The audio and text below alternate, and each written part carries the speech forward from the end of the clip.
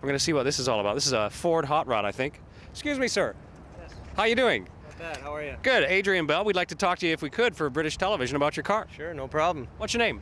Rick Epps. Rick, what is it? It's a 1923 Ford T-Bucket.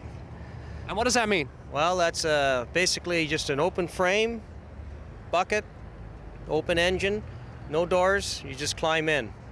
So it is licensed for the road. You drove it in. It's licensed, has lights, brakes, has signals, all the facilities that has to be street legal and that Sure. sort of thing. And how long have you owned the car? I've had this about 7 years now. Where did you find it? What's the story and history about it? Well, I've always been interested in old vehicles.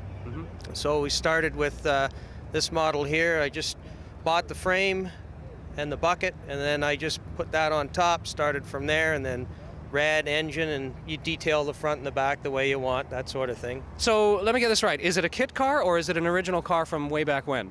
No, it's original as far as the frame, and the bucket is fiberglass. It's not steel. It's a fiberglass bucket. They run a lot of these on the beaches in California. That's right. I've seen them in movies, I think. That's right. Right. Yeah. So what kind of engine is this? It's shiny like a new pin. Well, it's lots of chrome on there. That's a 350. It's running about 375 horsepower. Right. So what's the top speed of this car?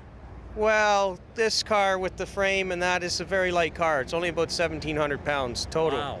So top speed usually, I've had this up around 100 mile an hour. That's about as fast as I'd want to go in it. Well, this is it. Eh? We're not indie drivers, so it's kind of difficult to get those speeds. But there's different, every vehicle's got its different qualities and speeds and capabilities and that sort of thing, This is a very special car for British viewers that will be seeing this, and European viewers, because I don't think many people will have seen a car like this up close. Is that right? Yeah. I mean, this kind of thing is a very, very rare sight in England. Well, again, this is more of a popular car out in California.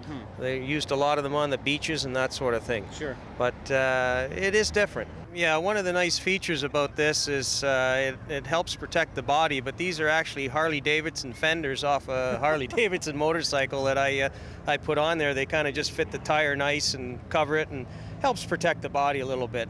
So it works out quite well. So a little improvisation goes a long way. Well, people look at a vehicle as far as detail, Yeah. and the detail is what they like to see.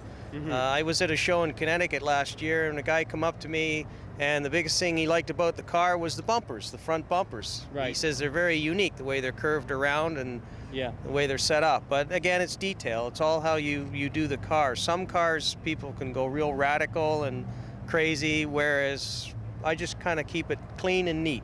That makes it simple.